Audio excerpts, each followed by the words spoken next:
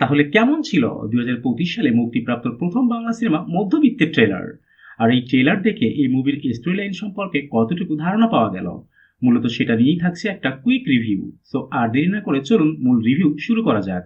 নতুন বছরের প্রথম সিনেমা হিসেবে আগামী 3রা জানুয়ারি সারা দেশব্যাপী মুক্তি পেতে যাচ্ছে তানভীর হাসান পরিচালিত সিনেমা মধ্যবিত্ত। বর্তমান বাংলাদেশের মধ্যবিত্ত পরিবারের হাসি কান্না সুখ দুঃখের গল্পে নির্মিত সিনেমা মধ্যবিত্ত। বাস্তবধর্মী সিনেমাটিতে বিভিন্ন চরিত্র অভিনয় করেছেন শিশির সর্দার, এরিনা শাম্মী, ওমর মালিক, মাইশা প্রাপ্তি, মাসুম আজিজ, রেবেকা রৌফ, সোমু চৌধুরী ও সাবেরি আলম সহ আরো অনেকে। সম্প্রতি প্রকাশিত মুভির টিজার এবং পোস্টার ইতিমধ্যেই দর্শকদের মধ্যে ব্যাপক আগ্রহ সৃষ্টি করেছে। আর গতকাল তো মুক্তি পেয়ে গেল এই মুভির trailer. Violence against women, women discrimination and women এক্সপ্লয়টেশনকে কেন্দ্র করে গড়ে উঠেছে মুভি মধ্যবিত্তের মূল কাহিনী।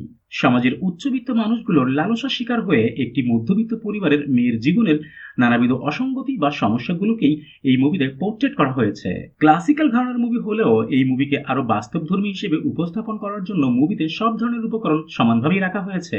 বাংলা মুভির ক্ষেত্রে মুভির কেন্দ্রীয় চরিত্র অর্থাৎ নায়ক নায়িকাকে কেন্দ্র করে মুভির গল্প আবর্তিত হয়, বাট এই মুভির মেইন ভিলেন কিন্তু ওমর মালিক, এবং তাকেই কেন জানি মনে হয় এই মুভিতে বেশি প্রাধান্য দেওয়া হয়েছে। আর এখানেই বিশাল প্রশংসা পাওয়ার দাবি রাখেন ডিরেক্টর তানভীর হাসান। মুভির ট্রেলার দেখার পর কেন জানি মনে হচ্ছে এই মুভিতে নায়কের তুলনায় নায়িকা এরিনা শাম্মীকেই বেশি প্রাধান্য দেওয়া হয়েছে। অবশ্য মুভির যে গল্প বা প্রেক্ষাপট সেখানে কিন্তু নায়কের তুলনায় নায়িকারই বেশি প্রাধান্য বা ভূমিকা থাকারই কথা। বড়দা মিঠু এবং মাসুম আজিজ প্রত্যেকেই তাদের নিজের অবস্থান থেকে যথেষ্ট ভালো অভিনয় করেছেন বলেই মনে হচ্ছে। মুভিতে একটি আইটেম সং রয়েছে, বাট এই আইটেম সং এর কোরিওগ্রাফি হয়েছে একেবারেই সাদামাটা মানের। মুভির বাজেট যে খুব বেশি না সেটা কিন্তু এই আইটেম সং দেখলে অনায়াসেই বোঝা যাচ্ছে। অ্যান্ড ফাইনালি এই ট্রেলার দেখার পর একটি কথা অন্ততপক্ষে বলে দেওয়া যায়, সেটা হচ্ছে এই মুভি দিয়ে নায়ক বলেন বা নায়িকা বলেন কারোর ভাগ্যের চাকা না ঘুরলেও অভিনেতা ওমর মালিক যে ভবিষ্যতে বাংলাদেশ ফিল্ম ইন্ডাস্ট্রিতে একজন জাত অভিনেতা হিসেবে আত্মপ্রকাশ করবেন সেটার কিন্তু একটু একটু হলেও ইঙ্গিত পাওয়া যাচ্ছে।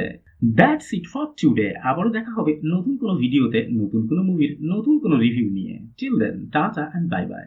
আর হ্যাঁ, প্লিজ সাবস্ক্রাইব করতে ভুলবেন না কিন্তু।